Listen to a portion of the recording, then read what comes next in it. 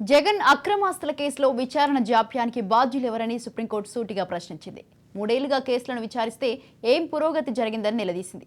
ఒక్క పిటిషన్పై అయినా విచారణ ముగిసిందా అని సిబిఐ జగన్ తరపు న్యాయవాదులను సుప్రీం న్యాయమూర్తి నిలదీశారు.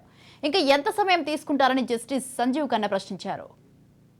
జగన్ అక్రమాస్తుల కేసులో విచారణలో ఇంత సుదీర్ఘ జాప్యం జరగడానికి బాధ్యులెవరు? ఇందుకు బాధ్యత సిబిఐది కాకపోతే ఇంకెవరిది? రోజువారీ విచారణ జరుగుతున్నట్లు చెబుతున్నా ఎంతవరకు ఎలాంటి పురోగతి ఎందుకు కనిపించలేదు అని పేర్కొన్నారు. ఇప్పటివరకు ఒక్క డిశ్చార్జ్ పిటిషన్పై అయిన విచారణ ముగించారా? వాటికి ఎందుకంత సమయం పడుతోంది? ఇలాంటి కేసుల డిశ్చార్జ్ పిటిషన్లపై ఏదో ఒక నిర్ణయం వెలువరించాలని సూచించింది.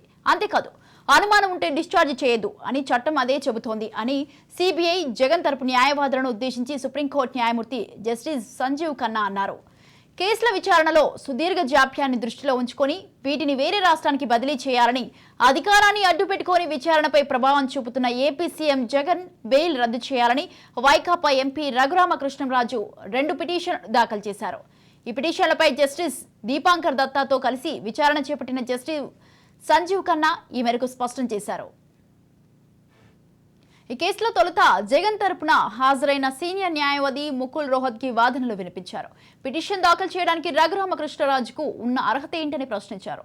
అందుకు జస్టిస్ సంజీవ్ ఖన్నా స్పందిస్తూ ఆ విషయాన్ని తాము రికార్డులో నమోదు చేశామని, ఆయన ట్రయల్ కోర్టులో విచారణ సాగట్లేదు కదా అని వ్యాఖ్యానించారు. అందుకు ముకుల్ రోహత్గి స్పందిస్తూ ప్రజాప్రతినిధులపై కేసులను వేగవంతంగా విచారించాలని, వాటి పురోగతిని హైకోర్టులో క్రమం తప్పకుండా పర్యవేక్షించాలని సుప్రీంకోర్టు ప్రధాన న్యాయమూర్తి ధర్మాసనం పేర్కొన్నది. ఈ మేరకు గతేడాది నవంబర్ 9న జారీ చేసిన ఉత్తర్వులను సుమోటోగా తీసుకొని తెలంగాణ హైకోర్టు డిసెంబర్ 15న ఒక ఉత్తర్వు జారీ చేసిందని రోహిత్కి చెప్పారు. హైదరాబాద్లోని సిబిఐ కోర్టులో ఎంపీ, ఎమ్మెల్యేలకు సంబంధించిన 20 కేసుల్లో డిశ్చార్జి పిటిషన్లపై విచారణ ముగించాలి. వాటిపై డిసెంబర్ 15 నుంచి 2 నెలల్లోపు విచారణ ముగించాలని ట్రయల్ కోర్టును ఆదేశించిందని చెప్పారు. అది తమకు పిటిషన్లకు వర్తిస్తుందన్నారు. జగన్ తరపున సీనియర్ న్యాయవాది నిరంజన్ రెడ్డి వాదనలు వినిపిస్తూ అశ్విని కుమార్ ఉపాధ్యాయ కేసులో సుప్రీంకోర్టు గతంలో జారీ చేసిన ఉత్తర్వులను దృష్టిలో ఉంచుకొని 3 ఏళ్లుగా ఈ కేసులను రోజువారీ ప్రతిపాదికన విచారిస్తున్నట్లు చెప్పారు. ఆ వాదనలతో జస్టిస్ సంజీవ్ ఖన్నా ఏకీభవించలేదు. అలాగైతే ఏం పురోగతి జరిగింది? ఒక్క డిశ్చార్జ్ పిటిషన్పై విచారణ అయినా ముగించారా? ఎంత సమయం తీసుకుంటారు అని ప్రశ్నించారు. ముకుల్ రోహత్గి జోక్యం చేసుకుంటూ విచారణ 2 నెలల్లో ముగించాలని హైకోర్టు చెప్పినట్లు ధర్మాసనం దృష్టికి తీసుకెళ్లారు. తమ డిశ్చార్జ్ పిటిషన్లపై విచారణను ట్రయల్ కోర్టు ఈసారి ముగిస్తుందని రోహిత్కి ధర్మాసనానికి తెలిపారు. తర్వాత జస్టిస్ ఖన్నా జోక్యం చేసుకుంటూ ఏదైనా కేసులో రాష్ట్ర ప్రభుత్వంలోని ఉన్నత వ్యక్తి ప్రమేయం ఉంటే విచారణను మరో రాష్ట్రానికి బదిలీ చేయాలన్న వాదనతో తాను న్యాయమూర్తి దీపాంకర్ దత్తాతో ఏకీభవించామన్నారు. అది ఆమోదయోగ్యం కాదని స్పష్టం చేశారు. అదే సమయంలో కేసుల విచారణ సుదీర్ఘంగా సాగిపోతే వాటి పరిస్థితి ఏంటి, పరిణామాలు ఎలా ఉంటాయి అని ప్రశ్నించారు. అందుకు సీనియర్ న్యాయవాది ముకుల్ రోహత్గి బదిలిస్తూ హైకోర్టు ఉత్తర్వుల నేపథ్యంలో ఇక జాప్యం జరగకపోవచ్చు అంటూ ఈ కేసుల విచారణను 3 నెలలు వాయిదా వేయాలని కోరారు. ఆలోపు డిశ్చార్జి పిటిషన్లపై నిర్ణయం తీసుకుంటారో లేదో చూసి తదుపరి నిర్ణయం తీసుకోవచ్చని ధర్మాసనానికి విన్నవించారు. మరోవైపు ఈ కేసులు దాఖలు చేయడానికి పిటిషనర్కు ఉన్న అర్హత పైన తమకు అభ్యంతరాలు ఉన్నాయని, అయితే ఆ విషయాన్ని మీరు రికార్డ్ చేసినందున తాము తదుపరి ముందుకు వెళ్లట్లేదన్నారు. అయితే ఇద్దరి మధ్య రాజకీయ వివాదం కొనసాగుతోందని చెప్పారు. అందుకు జస్టిస్ సంజీవ్ ఖన్నా స్పందిస్తూ క్రిమినల్ కేసులను న్యాయస్థానం పరిగణలోకి తీసుకున్నప్పుడు మనం అంతకు మించి వెళ్లకూడదన్నారు.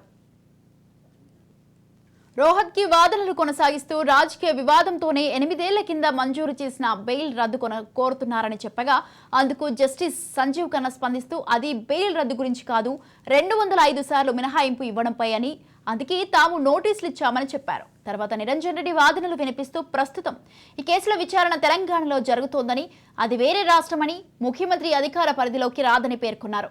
పైగా 3 ఏళ్లుగా ఈ కేసుల విచారణ రోజువారీగా జరుగుతోందన్నారు. ఇప్పుడు సోమవారం నుంచి శుక్రవారం వరకు విచారణ జరుగుతోందని, అందువల్ల ముఖ్యమంత్రి రోజు నాటికి హాజరు కాలేరన్నారు. పిటిషనర్ లోక్సభ సభ్యత్వాన్ని రద్దు చేయాలని కోరుతూ రాజకీయ పార్టీగా తాము పిటిషన్ దాఖలు చేశామని, అందుకే ఆయన ఈ కేసు వేశారని పేర్కొన్నారు. కేసు తీవ్రతను దృష్టిలో ఉంచుకొని దీన్ని పరిగణలోకి తీసుకున్నందున పిటిషనర్ను పక్కన పెట్టి మీరే ఈ కేసును సుమోటోగా పరిగణలోకి తీసుకోవాలని ధర్మాసనానికి విజ్ఞప్తి చేశారు. జస్టిస్ సంజీవ్ ఖన్నా ఆ విజ్ఞప్తిని తిరస్కరించారు. చివరగా పిటిషనర్ తరపున న్యాయవాది బాలాజీ శ్రీనివాస్ వాదనలు వినిపిస్తూ నిందితుడితో సిబిఐ కుమ్మక్కైంది, అందుకే వాళ్ళు ఏ వాయిదాకు అభ్యంతరం చెప్పలేదన్నది ప్రధాన ఆరోపణ చేశారు. ఆ వాదనలను తుషార్ మెహతా ఖండించారు. ప్రతివాది న్యాయవాదులు వాయిదా కోరినప్పుడు తాము అభ్యంతరం చెప్పనంత మాత్రాన కుమ్మక్కైనట్లు కాదన్నారు. తెలంగాణ హైకోర్టు డిసెంబర్ 15న జారీ చేసిన ఉత్తర్వులను దృష్టిలో ఉంచుకొని ఈ కేసు తదుపరి విచారణను ఏప్రిల్ 15కు వాయిదా వేస్తున్నట్టు జస్టిస్ సంజీవ్ ఖన్నా ప్రకటించారు.